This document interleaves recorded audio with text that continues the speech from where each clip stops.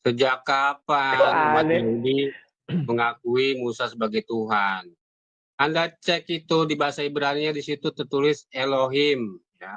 Penyematan Elohim itu bisa kepada Yahweh, bisa kepada Nabi, bisa kepada malaikat.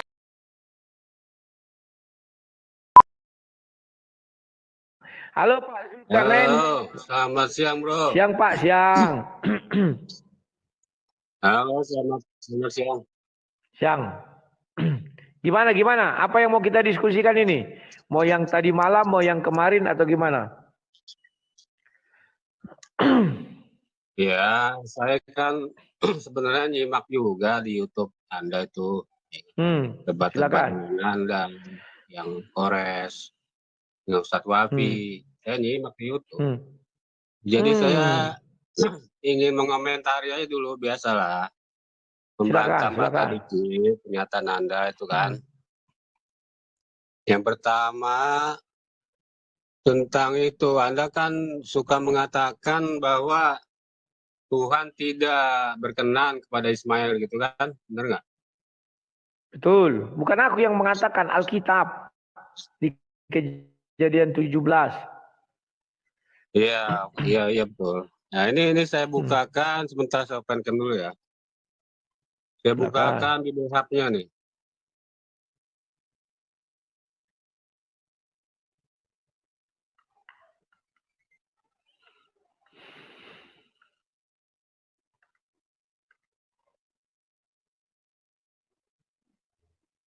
Ya, silakan.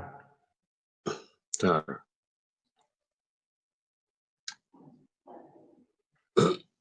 Nah,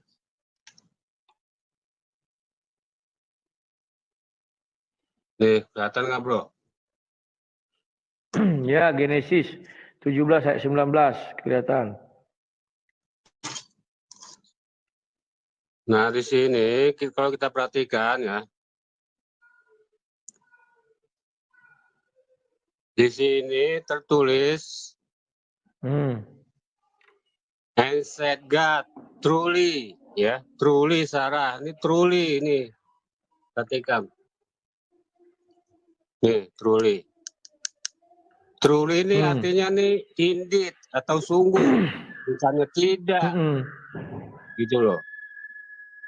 Anda kan selalu mengatakan tidak kan begitu. Ini kita cek, itulah makanya saya bilang pentingnya mengetahui bahasa aslinya. Jadi kita jangan sampai tertipu oleh terjemahan. Ini nih bahasa Ibraninya AA tuh, ya. Kalau tidak bahasa Ibraninya itu dan bahasa Arabnya la. Misalnya la ilaha illallah. Nah, itulah kan la tidak. Bahasa Ibraninya lo. Kalau lo bahasa Ibraninya begini nih, apa nih? Tulisannya nih, ya. Ini kan saya udah buka nih Google Translate. Indonesia ke Hebrew, ya. Hebrew-nya di sini apa nih kita lihat nih? Lamet Alef lo, dibacanya lo. Ini kan karena nggak ada nikut, tidak ada tanda bacanya. Kalau kita lihat di teks kalimatnya, ini bacanya lo, bahasa Arabnya lah. Ini Lamet Alef gitu loh. Nah, makanya saya bantah pernyataan Anda itu kalau Tuhan tidak berkenan di hadapan Ismail, tidak begitu. Di sini tertulis truly kok. Anda kan ngerti bahasa Inggris kan, truly sama dengan indeed. Artinya sungguh. Tidak ada di sini bantahan Tuhan tentang Ismail. Gitu loh maksud saya. Ya. Inilah pentingnya kita mengetahui teks aslinya. Begitu juga dengan Al-Quran kan. Kadang-kadang saya sendiri tidak setuju dengan terjemahan Kemenak itu, kadang-kadang apa ya, nggak tepat gitu loh. Ya, begitu juga terjadi dengan bahasa Ibrani. AA, ya kan? Gitu bro. Ini saya membantah tentang ini ya. Kejadian 17-19. Nah, silakan tanggapi dulu. Ada beberapa ini yang saya akan Oke. bantah. Silakan. Ya. Ya, sebentar. Aku balikkan dulu kameraku ya. Ya. Tunggu, Suara tarik, saya tarik gimana? dulu Gua ini. putus-putus nggak? Nggak, kedengaran. Slow aja. Yuk. Slow aja. Ya. Yang kamu cari itu kan ini. Abal. Ini kan. Ini dia. Kalau kamu lihat ini banyak ini ya referensinya. Asal mulanya ini 056 ini ya. Nah ini. Ya baca aja di sini. Gak harus truly, banyak artinya ini loh. Berkabung, berduka cita, segala macamnya ini. To mourn, lamen, banyak ini. Ya, banyak ini. Kemudian referensinya ini nih. Dikatakan di sini masuknya 61. Kau lihat aja feminim hasil penangkapan ikan malah kalau kau kembangkan begitu. Nah, ini banyak ya dalam terjemahan lainnya. Di TB dibilang tetapi betul-betullah melainkan namun demikian tidak. Tetapi banyak ini dibuat ya mengenai pengertiannya. Contohnya seperti kata bisa. Bisa itu bukan racun ular saja, tetapi bisa itu bisa dapat. Nah, definisi truly, fairly, surely, but, however. Nah, ini banyak ini kalau bahasa Inggrisnya. Nah, ini. Jadi tidak harus kau merujuk satu kata. Ya bagaimana lai menjadikan itu ya kau tanya aja lah ke lai, jangan kau tanya aku. Yang penting kami mengimani itu aja. Apakah kami tersesat karenanya? Tidak. Apa buktinya tidak? Ini. Bahwa Allah tidak pernah mengatakan aku adalah Tuhan Abraham, Tuhan Ismail. Enggak ada itu. Itu buktinya dia tidak berkenan. Selain daripada bahasa tadi, kita juga bisa melihat kenapa dia tidak mau mengakui dia adalah Tuhannya, Allahnya Abraham, Allah Ismail. Enggak mau dia. Tapi Allah Abraham, Allah Isa, Allah Yakub. Pahami dulu itu ya. Silakan, itu aja bantahannya. Ya, karena atau kan cari di ayat yang lain kan atau Tuhan memberkatinya, aku akan menjadikan kamu anak keturunanmu 12 raja. Kan begitu. Artinya di ayat lain kok Tuhan memberkati, kalau tidak berkenan bukan diberkati. Ya, jadi begini maksud saya, janganlah Anda tuh menjelek-jelekan Ismail. Itu kan anaknya Abraham juga. Anda kan tahu di kitab Anda itu barang siapa yang mengutuk engkau akan aku kutuk, barang siapa yang memuliakan engkau akan aku muliakan. Itu kan Tuhan berkata begitu pada Abraham.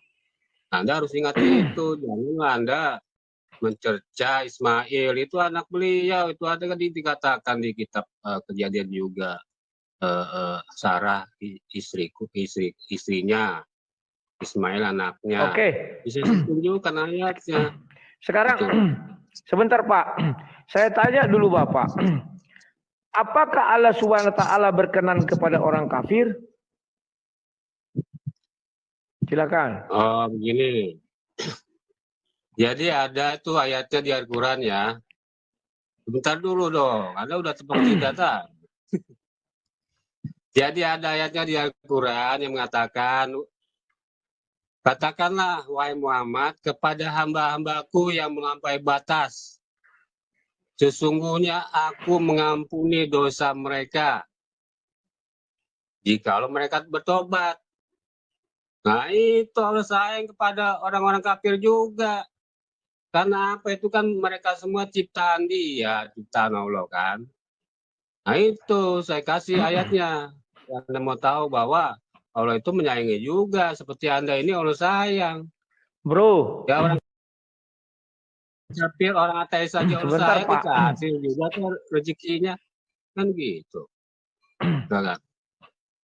Nah, itu sebentar, itu Anda pintar.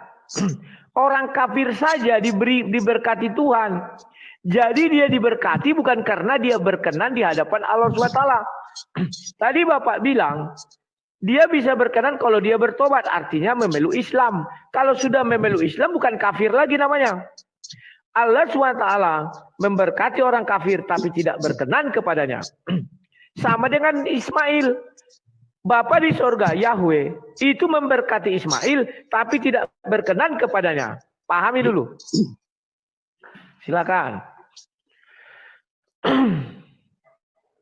Allah memberkati Ismail tapi tidak berkenan. Saya kan sudah tunjukkan ini ayatnya. Mana di sini tidaknya, di sini mana lo, di sini nggak ada. Yang kalau di sini lo, di sini no, di sini buktinya truly, sudah membuat dibantah apa lagi gitu loh. Inilah kadang-kadang anehnya Kristen tuh begitu ya, kitabnya sendiri dibantah, kadang-kadang saya ketawa sendiri mendengarnya gitu.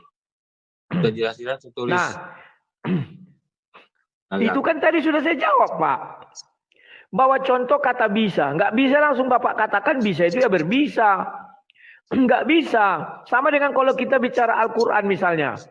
Pernah saya katakan sesuatu, oh nggak bisa melihatnya begitu. Ini ada sastranya, ini ada maksudnya, ini ada ininya, ini ada asbabunnya, ini ada ini. Jadi arti makna yang sesungguhnya berubah menjadi makna lain. Pahami dulu itu, Pak.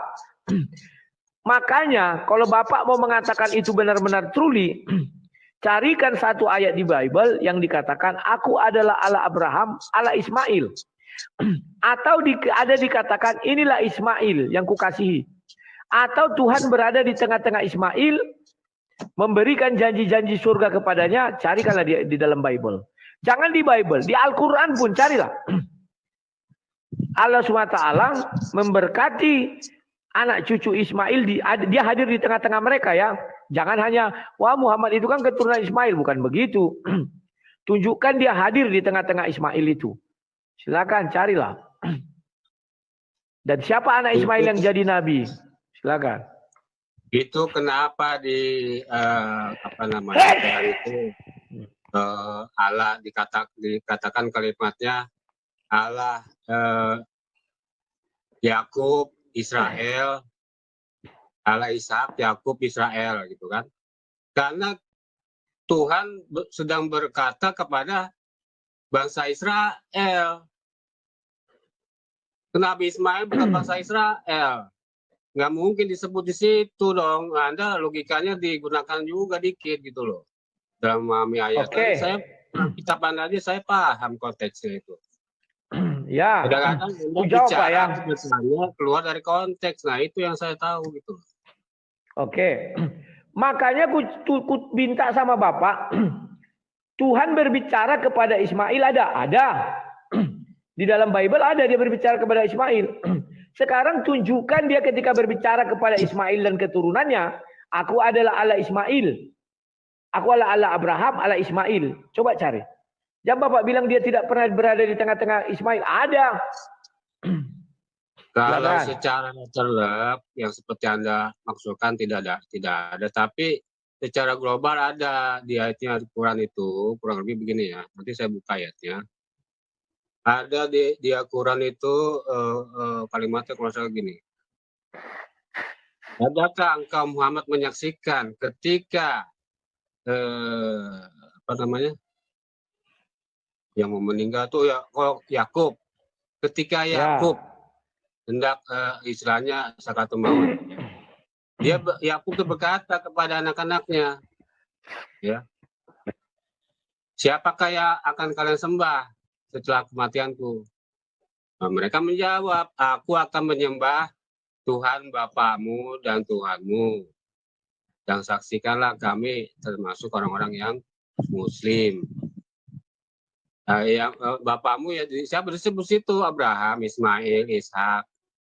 Ismail disebut di situ. Artinya apa? Tuhannya Ismail sama dengan Tuhannya Ishak. Dan Yakub otomatis. Buka ayatnya. Buka ayatnya. Kita buka ayatnya. Saya cari dulu ya. Allah SWT pun tidak hadir ketika Yakub meninggal. Sekarang aku tanya, di mana Yakub meninggal menurut Al-Quran? PR lagi nih sama Bapak. Pak Zulkarnain. Di mana Yakub meninggal? Cobalah kalau tahu Allah SWT. Jadi bukan Muhammad saja yang nggak hadir ketika Yakub mau meninggal. Allah SWT pun tidak hadir. Buktikanlah di mana Yakub meninggal. Kalau bisa. Tidak ada disebutkan, bro. Nah, ya kalau menurut Pak Zulkarnain lah, Yakub meninggal di mana? Ya, kalau saya baca di Bible itu kan ada dikuburannya di Hebron itu sama dengan Abraham. Ya. Anda keliru. Yakub meninggal di Mesir. Pahami dulu. Baru tulang belulangnya Yusuf yang meninggal di Mesir. Anda salah, Yusuf. Aduh Pak, Yakub baru dibawalah tulang belulangnya menuju tanah perjanjian. Baru dikuburkanlah di dekat makam leluhurnya. Pahami dulu. Makanya aku bilang, jangankan Muhammad, Allah Subhanahu wa taala tidak hadir juga ketika Yakub meninggal. Aduh. Yusuf itu bro, aduh gimana sih ente nih?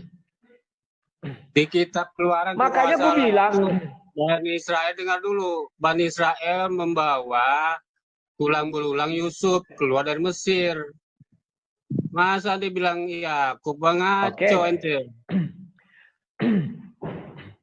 Yusuf, coba cek deh ayatnya. Saya juga cari ini ayat yang Anda minta ya. Siap. Ngaco masa Yusuf, ente diketawain sama orang Kristen deh ente. Tunggulah, santai aja. Iya, saya santai kan tahu kan. Di situ dia kalau nggak salah Kejadian 48 di mana dia memberkati keturunan daripada Yusuf. Ya, tata. Nah, 49. Udah. Kejadian 49 ayat 33. Setelah Yakub selesai berpesan kepada anak-anaknya, ditariknya lah kakinya ke atas tempat berbaring. Dan meninggallah ia, maka ia dikumpulkan kepada kaum leluhurnya. Oke ya. Kejadian 49. Kita lihat apakah mereka sudah di Mesir. Kejadian 49. Ya. Kemudian Yakub memanggil anak-anaknya berkata, datanglah berkumpul supaya aku beritahu kepada apa yang akan kau alami kemudian. Berhimpunlah kamu dan dengarlah. Anak-anak Yakub mendengar perkataan ayah kepada Israel ayahnya. Ruben, engkau anak sulungku, kekuatanmu. Ini masih mengenai, belum bisa kita lihat dia mati mana. Tapi lihat di sini. Dibilangnya sini. Ketika Zebulon, satu lagi yang Yusuf yang lahir di sana ya. Gad, Asher, Naftali. Yusuf. Yusuf adalah seperti pohon buah-buahan yang muda, dan pohon buah-buahan yang muda pada mata air dahannya naik mengatasi tembok. Nah, baru anaknya ikut dimasukkan sini. Bentar ya.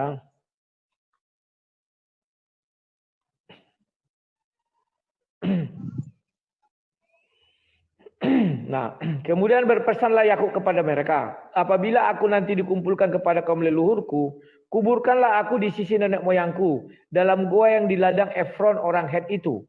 Jadi dia tidak mati di Efron, dia mati di Mesir. Dalam gua yang di ladang Makpela di sumur. Ini tentang yang sana. Disitulah dikuburkan Abraham, dan disitulah dikuburkan Lea. Setelah Yakub selesai bersah, ini matilah dia. Jadi dia mati itu di Mesir, Pak ya.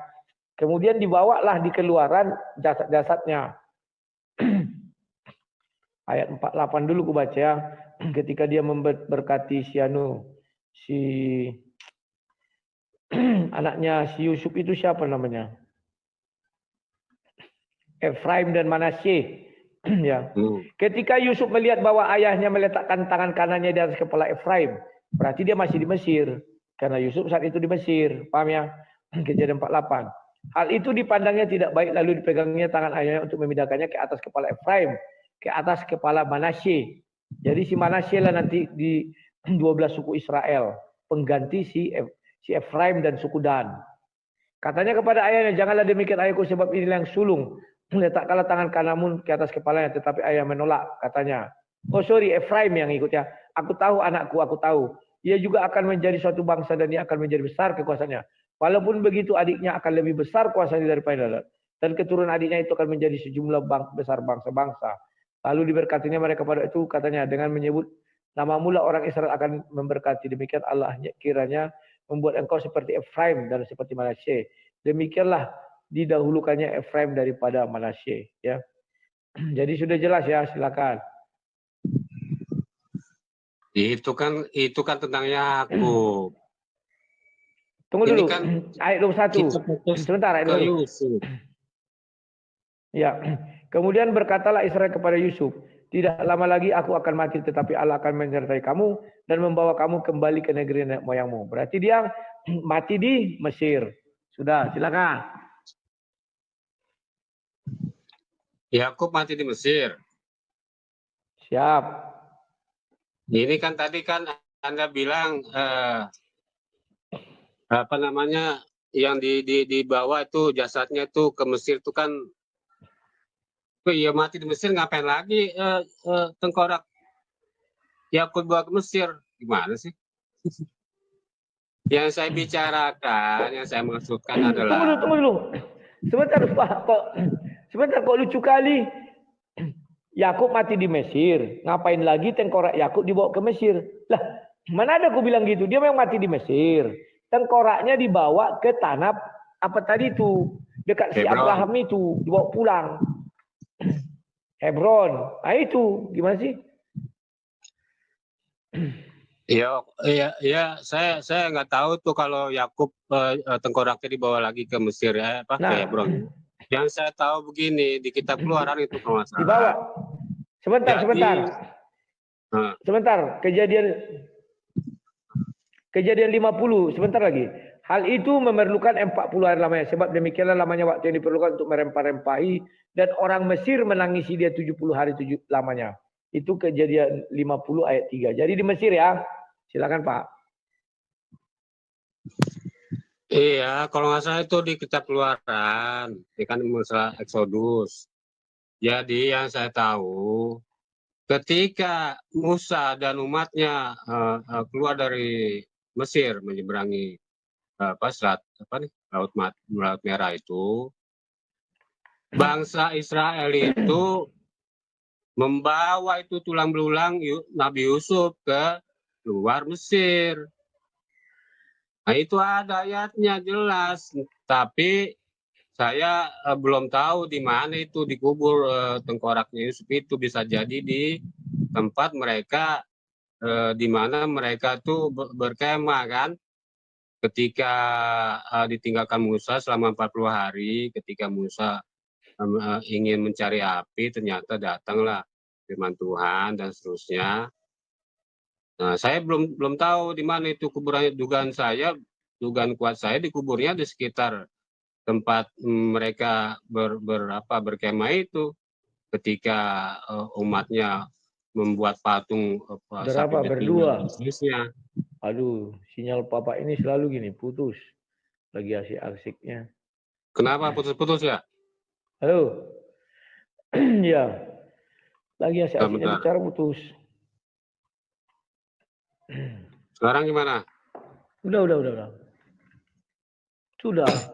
Jadi begitu tentang Eksodus itu, kan bangsa Israel, Nabi Musa bersama bangsa Israel membawa tulang belulang Yusuf keluar dari Mesir, menyeberangi Laut Merah. Kan?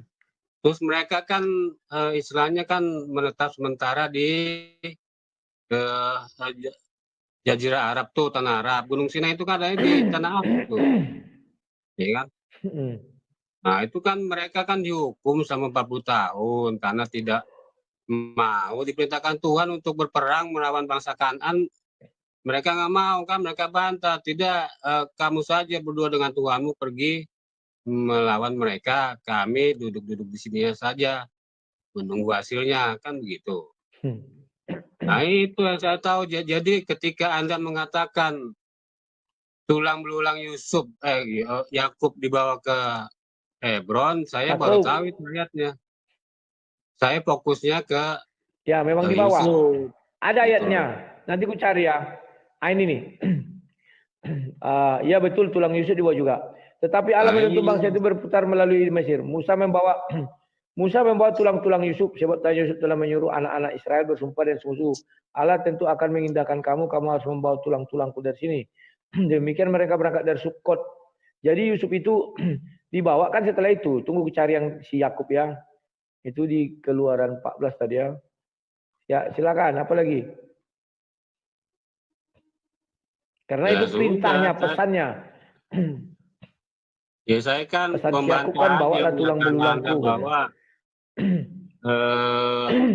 tulang belulang Yusuf tuh tulang belulang Yakub bawa keluar Mesir, karena saya belum pernah baca itu ayatnya. Yang saya tahu tulang belulangnya Yusuf. Udah, Karena gitu kan aja. bentar dulu, ada beberapa nih yang saya mau bantah juga nih, ya kan? Sebentar. Itu oke lah, dianggap selesai itulah. Ya kan, yang tentang kejadian 17-19, tergantung ini aja lah, pemirsa yang nonton lah kesimpulannya kan. Yang penting saya sudah sampaikan bantahannya, ayatnya sudah. Terus tentang apa lagi nih? Oh, Anda pernah berkata gini kan, ketika Anda berdiskusi dengan Anda katakan kan ketika kalau nggak salah temanya tuh Isa Al-Masih versus Yesus. Di sana Anda mengatakan bahwa Musa itu kan belum mati, ada berada di surga, benar nggak? Konfirmasi dulu nih. Ya, betul. Dia tidak mati tapi di surga. Ini saya bantah. Coba Anda buka itu di Ulangan 34 ayat 6 tuh. Di sini dikatakan dan dikuburkannya lah dia. Dia sini kan Musa nih. Di suatu lembah di tanah Moab. Di rentangan, artinya di seberang nih, di seberang Bet Peor. Dan tidak ada orang yang tahu kuburnya. Nah, di sini kan jelas nih. Ya, siapa yang menguburkan? Yang menguburkan siapa? Tuhan. Mana ayatnya? Oh, ketawa. Ini saya buka lagi nih kamera nih. Ya, buka. Terus yang menulis siapa? Nulis Keluaran 34 ini siapa?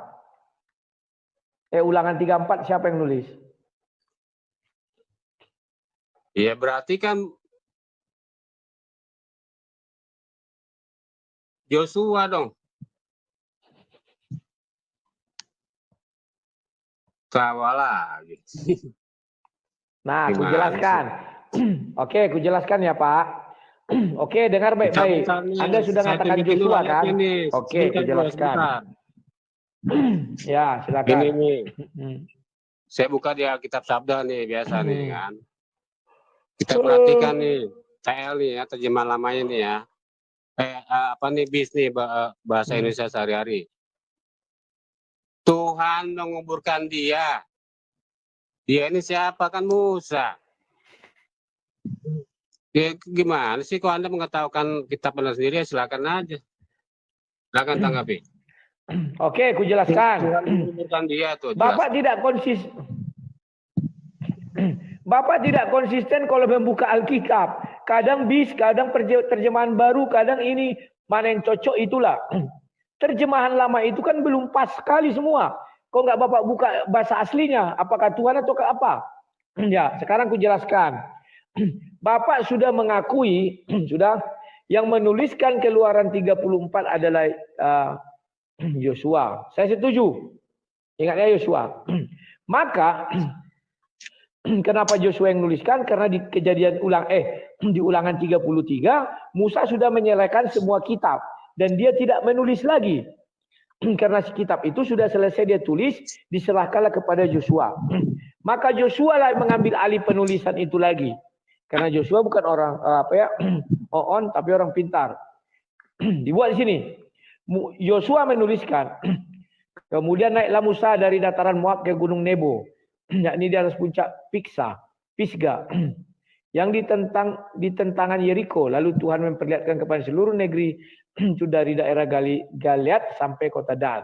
Ya, diperlihatkan Tuhan kepada si Musa. Berarti orang Israel masih di situ. Seluruh Naftali, tanah Efraim dan segala macam dibuat sini. Tanah Negeb, tanah lembah Yordan, lembah Yeriko, kota pohon korma itu sampai Zor. Ya. Jadi kalau di Yeriko memang ada pohon korma. Dan berfirmanlah Tuhan kepadanya, inilah negeri yang kujanjikan dengan sumpah kepada Abraham, Ishak dan Yakub. Enggak ada Ismail ya. Demikian kepada keturunan mula akan kuberikan negeri ini. Aku mengizinkan engkau melihatnya dengan matamu sendiri, tetapi engkau tidak akan menyeberang ke sana. Lalu matilah Musa. Yang menuliskan Musa ini mati siapa? Kan kita sepakati. Yosua. Hamba Tuhan itu di sana di tanah Moab sesuai dengan firman Tuhan, dan dikuburkannya lah dia di situ, dikuburkannya dia di suatu lembah di tanah Moab di tentangan Bet Peor, dan tidak ada orang yang tahu kuburannya sampai hari ini. Kenapa dibilang tidak tahu? Karena bangsa Israel sudah pergi, nggak kembali lagi. Mana ada bangsa Israel kembali ke Mesir lagi? Bahkan sampai zaman Yesus pun tidak kembali mereka ke Mesir. Maka dibilang dia sudah mati karena mereka nggak lihat lagi, sudah ditinggalkan. Paham ya? Musa berumur 120 tahun ketika ia mati. Matanya belum kabur dan kekuatannya belum hilang. Dia 120 tahun masih kuat. Masa bisa orang mati karena dengan kekuatan? Tidak mungkin ya. Karena pada saat itu belum ada kanker, belum ada serangan jantung. Orang Israel menangisi Musa di tanah Moab 30 hari lamanya. Maka berakhirlah hari menangis berkabungan karena Musa. Mereka menangis kenapa? Berpisah dengan Musa. Musa tinggal di Gunung Moab, mereka sudah di seberang lautan. Paham ya? Dan Yosua bin Nun penuh dengan roh kebijaksanaan sebab Musa telah meletakkan kaca, sebab itu orang Israel. Jadi si Yosua lah yang menuliskan ini semua. Tapi dia nggak tahu apakah si Musa sudah mati atau belum. Karena orang itu nggak kembali, maka ditulisnya akan meninggal. Nah, ayat penguat saya di mana? Ketika Yesus bertemu dengan Musa dan bertemu dengan Elia. Elia itu dengan tubuh kemuliaan turun dari sorga. Yesus yang adalah firman itu juga menampilkan tubuh kemuliaannya. Kalau Musa sudah mati, nggak mungkin mayat atau apa roh yang ditahan iblis bisa bertemu dengan tubuh kemuliaan yang dua ini, nggak bisa. Pahami dulu itu. Nggak bisa. Ya. Sesuatu yang fana atau sesuatu yang upah dosa adalah maut. Sesuatu yang berdosa tidak bisa bertemu dengan sesuatu yang suci. Paham ya? Yang surgawi. Jadi Musa di surga. Yang kedua, kamu buka dulu Keluaran 7. Coba buka Keluaran 7 ayat 1. Bacakan aja. Dikatakan di situ begini. Iya, makanya aku bilang. Berfirmanlah Tuhan kepada Musa, lihat, aku mengangkat engkau sebagai Allah bagi Fir'aun, dan Harun abangmu akan menjadi nabimu. Bisa nggak Allah mati? Nggak bisa. Sudah difirmankan Tuhan kepada Musa, itulah sebabnya Musa tidak berdosa ketika dia membunuhi orang-orang Fir'aun itu dengan 10 tulah itu. Andai kata dia manusia biasa, membunuh pasti berdosa. Tapi karena dia sudah diangkat Tuhan, dia tidak punya dosa. Padahal dia membunuh juga orang-orang Mesir, satu orang itu. Ketika menghina wanita Israel. Apakah Tuhan ada dicabut Tuhan ketuhanannya Musa? Enggak ada. Baca sampai selesai Bible itu. Tidak ada Tuhan berkata, ya Musa, aku akan mencabut ketuhananmu. Selesai. Enggak ada. Tetapi Tuhan tidak bisa menyeberangkan Musa. Tahu kenapa? Banyak orang berkata karena dia mengetuk batu, keluar air 12. Dia mengatakan bahwa itu adalah mujizat dia dengan Harun. Sebenarnya bukan itu. Karena ayat ini Keluaran 7. Berfirmanlah Tuhan kepada Musa, lihat aku mengangkat engkau sebagai Allah bagi Firaun. Firaunnya sudah mati. Dia kan hanya Allah bagi Firaun, bukan bagi seluruh orang. Paham ya? Maka karena Firaun sudah mati, maka tugas Musa selesai. Sebagai Tuhan dia harus kembali ke sorga. Pahami dulu. Silakan. Waduh, ente nih aneh-aneh aja argumennya nih. Sejak kapan umat Yahudi mengakui Musa sebagai Tuhan? Di situ Kan kalimat. Dengar dulu dong, gantian kita bicara kan. Siap. Jadi ketika itu Allah apa tuh? Ketika YTPAP mengangkat Musa sebagai Allah. Anda cek itu di bahasa Ibrani di situ tertulis Elohim. Ya. Anda harus tahu Elohim itu disematkan kepada siapa. Kalau nggak salah saya pernah ngomong kepada Anda di sini. Penyematan Elohim itu bisa kepada Yahweh, bisa kepada Nabi, bisa kepada malaikat. Apa arti Elohim? Elohim itu adalah artinya pemegang otoritas. Anda harus tahu itu. Kenapa Musa disebut Elohim juga oleh Yahweh karena pada saat itu Musa diberi otoritas oleh Tuhannya untuk menaklukkan Firaun dengan tulah-tulahnya. Nah, itulah kembali lagi saya katakan pentingnya Anda mengetahui teks aslinya dan apa itu definisinya. Anda kan selalu mempercayakan 100% terjemahan. Anda tertipu jadinya. Beginilah jadinya. Oke. Ku jelaskan. Saya kamu katakan tertipu, yang benar itu kamu penipu. Elohim itu artinya sang pencipta yang maha kuasa atau Tuhan itu sendiri. Makanya Musa dikasih kuasa mencipta apa saja, tapi hanya kepada Firaun. Jadilah tulah ini, tinggal jadi. Maka di ayat itu dikatakan nabinya itu si Harun. Paham nggak kau? Kalau hanya tanggung jawab Harun nabi sama nabi, kenapa dia harus memiliki nabi? Tuhan memiliki nabi. Sudah, nggak bisa kau rubah-rubah itu. Paham ya? Mau kau bolak-balik gimana pun nggak bisa. Silakan. Ada lagi yang mau ditanyakan? Ya, sabar dulu, bro. Anda kalau diskusi tentang ini dengan orang Yudaisme diketawain Anda. Saya bisa ngomong begini karena saya pernah diskusi dengan orang Yudaisme dulu di Zoom ya. Kalau sekarang itu ada namanya Billy Yudaisme. Itu Billy orang Yudaisme KW. Dia sabar dulu. Kau bilang aja Sirsak kemana sekarang Sirsak? Dia mengatakan itu Elohim itu disematkan kepada Yahweh, Nabi dan malaikat. Nah itu Anda harus tahu itu. Kalau Anda diskusi dengan orang Yahudi, Anda diketawain. Pasti mereka akan sama penjabarannya dengan apa yang saya katakan. Tunggu dulu. Anda sudah tes DNA si Billy? Sehingga Anda mengatakan dia Yahudi. Di Manado banyak orang mengaku-ngaku Yahudi. Di Tanah Batak kami semua orang Batak mengaku Yahudi. Perhatikan dulu baik-baik. Elohim artinya sang pencipta. Masa Nabi sang pencipta? Masa malaikat sang pencipta? Yang benar aja. Aduh. Yang tadi saya bilang, arti Elohim itu apa? Pemegang otoritas. Siapa bilang pemegang otoritas? Bukan seperti kepala security itu, bukan. Pemegang otoritas maksudnya itu sang maha pencipta, yang maha kuasa, titik. Jadi dalam hal ini Anda mengakui Musa sebagai Tuhan ya?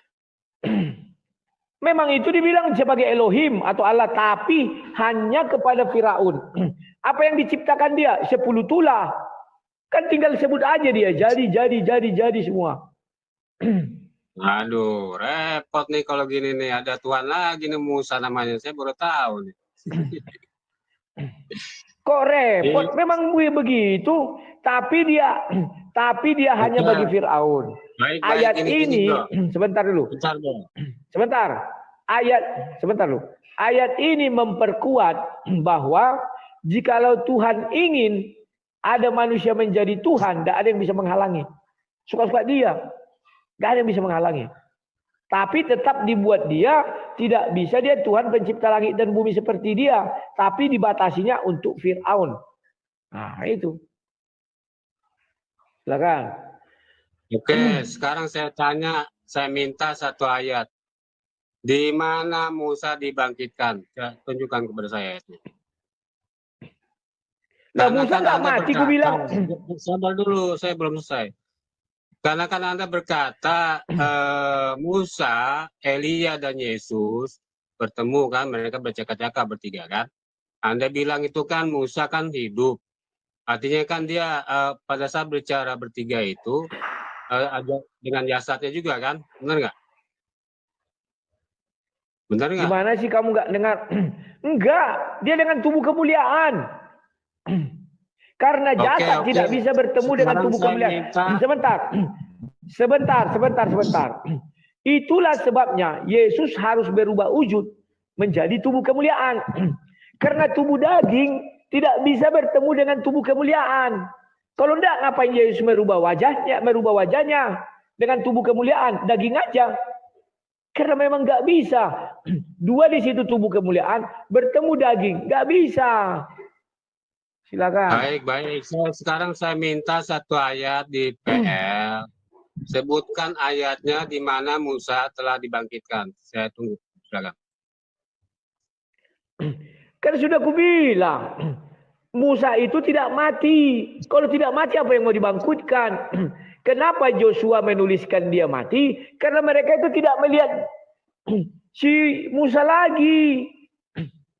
Kan kamu sudah mengakui yang menulis Ulangan 34 itu adalah Joshua. Sama, saya juga begitu. Karena di Ulangan 33 sudah Musa tidak menulis lagi, sudah dikasihkan sama Joshua. Paham ya? Maka Joshua setelah menyeberang lautan tidak kembali lagi dia ke belakang. Nggak tahu dia. Maka dia menuliskan di situ bahwa si Musa sudah meninggal. Tetapi faktanya Musa bertemu dengan Yesus. Bisa nggak orang yang sudah mati bertemu seperti itu? Nggak bisa. Pahami dulu, mereka belum dibebaskan. Maka yang bertemu di situ Musa dan Elia. Sudah yang datang. Yesus dengan tubuh daging. Buat apa Yesus berubah wujud? Karena yang datang ini kemuliaan sama kemuliaan. Tidak mungkin tubuh panah bertemu dengan kemuliaan. Nggak bisa. Pahami dulu. Oke, gantian ya. Kenapa dikatakan misalnya Yesus waktu itu kan Yesus bertemu dengan Musa dan Elia bukannya masih hidup, belum mati disalib. Benar nggak? Memang masih Yesus hidup. Bertemu dengan Musa dengan tubuh kemuliaannya itu kan Yesus belum disalib, belum bangkit. Benar nggak? Betul, makanya dibuat di situ dia dengan tubuh biasa, belum dengan tubuh kemuliaannya gitu loh. Dengar bro, Yesus belum mati betul. Makanya dia berubah wujud dikatakan dengan tubuh kemuliaannya bercahaya. Makanya dibilang berubah wujud. Gimana sih? Aduh. Oke. Gantian kita ngomong. Anda tadi kan bicara katakan Musa dengan tubuh kemuliaannya. Kalau Yesus bicara Yesus dengan tubuh kemuliaannya, berarti kan Yesus pada saat itu telah dibangkitkan, kan? Misalnya nih, Yesus kan dibangkitkan dengan tubuh kemuliaannya itu yang baru, kan begitu. Terus kalau disematkan Musa dengan tubuh kemuliaannya itu, berarti kan Musa telah bangkit dari kuburannya dong. Makanya saya minta ayatnya mana? Ayatnya Musa dibangkitkan. Kan nggak ada. Bro, Pak Zul, sejak kapan aku bilang Yesus mati? Yesus tidak pernah mati. Yang membilang mati itu udah berapa kali kuajarkan orang di luar kubur. Kita semua mengatakan Yesus mati, tapi di dalam kubur seperti Yunus. Makanya dia tidak perlu mengganti tubuhnya yang sudah yang ada itu. Maksud Pak Jul dia mati jadi bangke. Terus bangke itu ganti. Enggak. Tetapi ingat, hanya tubuh kemuliaan yang bisa turun ke dalam kerajaan maut. Hanya tubuh kemuliaan yang bisa bertemu dengan tubuh kemuliaan. Enggak mungkin Yesus itu berhadapan dengan Musa dan Elia dengan tubuh daging. Makanya dia berganti rupa. Bercahaya. Itulah tubuh kemuliaan Yesus. Nah, ketika dia di dalam kubur, dia kan tidak mati. Siapa bilang mati? Orang di luar kubur, termasuk saya, mengatakan Yesus mati. Paham ya Pak Jul? Iya, kan kita pernah bahas tentang ini. Kalau Yesus tidak... Capek aku menjelaskan Pak Jul, nggak ngerti. Gimana? Ini santai aja, katanya santai. Ini kayaknya udah panik aja gimana. Santai aja. Kita kan slow. Jadi yang panik siapa? Pak Zul tidak mengerti apa yang kuucapkan. Dibalik-balik terus yang kuucapkan. Saya ngerti. Yesus mati. Mana ada aku bilang Yesus mati? Kalau Yesus tidak mati, ngapain dia dikubur? Logika simpelnya aja bicara. Gimana? Ngapain Yesus dikubur kalau dia tidak mati? Langsung aja ke surga. Gitu dong harusnya. Ku jawab ya. Kan ada di PP itu kematian Tuhan kalau kalimatnya. Silakan. Ya, ku jawab ya. Ku jawab. Ya. Kan sudah ku bilang yang mengatakan dia itu mati kan manusia. Makanya diturunkan dan dimasukkan ke dalam kubur. Tapi Yesus sendiri mengatakan, aku seperti Yunus. Malaikat mengatakan dia hidup di antara orang mati. Yunus pun berkata, aku memanggil namamu dari dunia orang mati. Dia mati, enggak mati. Pahami dulu. Gimana sih? Silakan.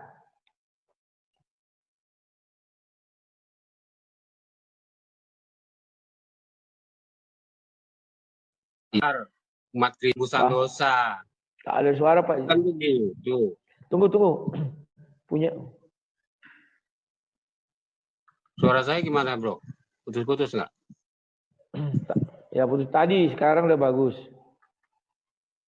Nah berarti kan kalau Anda mengatakan Yesus tidak pernah mati, berarti kayaknya Anda menentang sebagian besar umat Kristen di dunia ini. Karena dengan kematian Yesus lah, maka karya penebusan dosa itu dihasilkan melalui penyalipan, kan begitu. Nah itu Anda menentang itu. Suaranya putus-putus. Halo. Oke, ku jawab ya. Karena putus-putus suaramu. Ya. Penebusan dosa itu bukan dengan kematian Yesus. Baca Matius 26 ayat 28. Darahku tercurah bagi banyak orang sebagai pengampunan dosa. Kenapa dibilang Paulus juga kematiannya? Karena rangkaian darah tercurah itu membuat dia meninggal. Pahami dulu. Yesus itu tidak pernah mati. Lantas kalau dia tidak mati kenapa diturunkan? Kan sudah kubilang.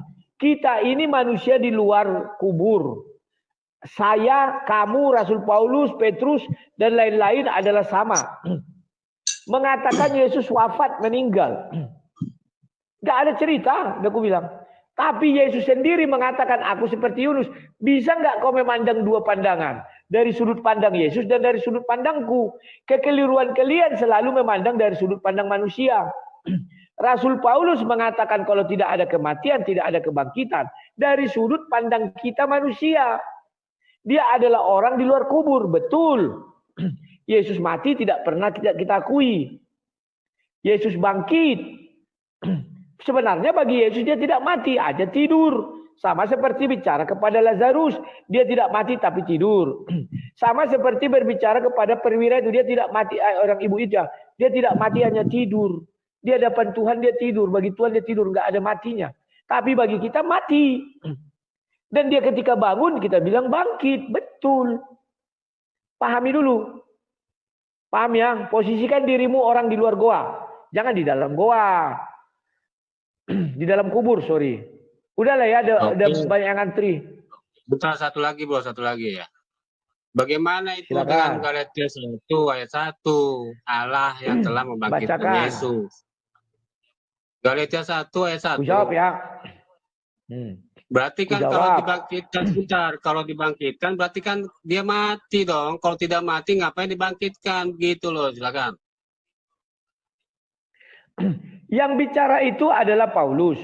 Paulus adalah orang di luar kubur. Maka ketika dia melihat Yesus hidup sama dengan murid-murid, Maria dan lain-lain, dibilang bangkit, tidak masalah. Sama dengan saya kan mati, saya bilang. Jadi Yesus itu mati, itu adalah keinginan semua orang di luar kubur. Keinginan semua orang pendosa. Yesus mati. Paham enggak? Kenapa aku berani mengatakan Yesus tidak mati? Baca saja Yohanes 10 ayat 17-18. Aku menyerahkan nyawaku. Enggak ada yang mencabut ya. Dia menyerahkan. Untuk menerimanya kembali. Tak seorang pun mengambilnya daripadaku. Definisi mati. Ada yang mengambil nyawamu. Siapa? Iblis. Di dalam ajaran Kristen. Iblis yang mengambil nyawa manusia. Kalau Tuhan yang mengambil nyawa manusia artinya dia menghukum. Hukuman terakhir itu kepada Herodes ditempeleng. Yesus bagaimana?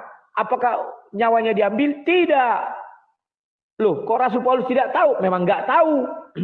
Kenapa Rasul Paulus tidak tahu? Karena Yohanes 10 ayat 17-18 diucapkan ketika Paulus belum menjadi rasul dan dia tidak bergabung di situ. Dan Paulus itu sama seperti Petrus, orang di luar kubur. Sama seperti saya mengatakan Yesus mati. Diturunkan dari kayu salib, dikuburkan. Itulah sebabnya kami mengatakan iman rasuli. Demikian. Kenapa? Karena kami orang luar kubur. Tapi yang di dalam kubur, itulah pernyataan malaikat di Lukas 24 ayat 5. Engkau mencari yang siapa ibu? Kata, oh jadi Tuanku mana? Dia hidup di antara orang mati. Di dalam kuburan dia tidak mati, hidup. Paham ya? Sudahlah. Itu aja dulu. Besok nanti malam lagi kita ya. Ya oke lah, nanti malam lah. Jam berapa? Jam berapa gitu? Siap. Ya nanti aku live tengah-tengah 8 lah. Lewat situ lah. Ya Pak Jul. Baik. Berarti Anda sebentar. Berarti apa namanya tidak ada itu ayatnya Musa dibangkitkan ya, kayak gitu aja. Oke, selamat siang bro. Sampai jumpa lagi. Siap. Ya. Jadi kawan-kawan dia sudah paham Musa tidak ada dibangkitkan. Berarti kan tidak mati. Buktinya ketika bertemu Yesus berarti dia dibangkitkan. Tidak. Gampang saja ini sebenarnya. Kalau Musa mati berarti ketika ketemu Yesus dia harus dibangkitkan. Dia sudah paham tapi nggak ngerti. Makanya aku bilang siapa yang membilang Musa mati? Kalau Musa mati benar. Dia menuntut mana ayat mengatakan Musa dibangkitkan. Sehingga bertemu dengan Yesus. Lah, itu kan ada tulisan di Ulangan 34. Betul ya dikata sama kan makanya bilang Ulangan 18 ayat 15 bahwa yang sama dengan Musa siapa? Ya Yesus. Yesus juga dikatakan mati padahal tidak mati. Musa juga dikatakan mati padahal tidak mati. Sama persis. Musa diangkat jadi Tuhan, Yesus juga adalah Tuhan. Sama-sama Tuhan. Paham enggak kalian? Makanya Ulangan 18 ayat 15 sampai 18 itu nubuatan bukan untuk Muhammad tapi untuk Yesus. Muhammad dibilang mati, memang betulan mati. Musa dibilang mati enggak? Bukan mati. Buktinya Musa masih bertemu dengan Yesus. Berarti dibangkitkan. Kapan dibangkitkan? Makanya saya katakan, kenapa Yosua menuliskan Musa mati? Jawabnya gampang. Ini Bukit Moab itu ini penyeberangan laut mati. Harus ku gambarkan pula nanti ya. Udah nanti ya. Mereka menyeberang. Sudah. Enggak kembali lagi. Dan Musa tentu meninggalkan mereka. Mereka enggak melihat Musa lagi. Maka Yosua menuliskan sesuai nalar manusia. Bahwa manusia itu kan tidak ada yang kekal. Musa mati kayak. Tulislah Musa mati. Dan dibilang dia kuburannya di situ. Tapi kan baca ayatnya. Orang Israel tidak pernah menemukan kuburannya. Memang dia tidak mati. Aduh, susah kali kalau mengerti. Paham ya? Kalau dia mati, benar pernyataan si Utsman tadi, Zulkarnain. Kapan Musa dibangkitkan sehingga bertemu dengan Yesus? Paham ya? Kalau aku melihatnya kenapa Yesus berubah wajah. Jadi wajah kemuliaannya. Bercahaya terang. Firman itu adalah terang. Kejadian 1 ayat 3. Karena dia bertemu dari orang dari sorga atau dengan tubuh kemuliaan, maka harus berhadapan dengan tubuh kemuliaan. Tidak bisa berhadapan dengan bangke seperti si Musa. Enggak bisa kawan. Paham ya?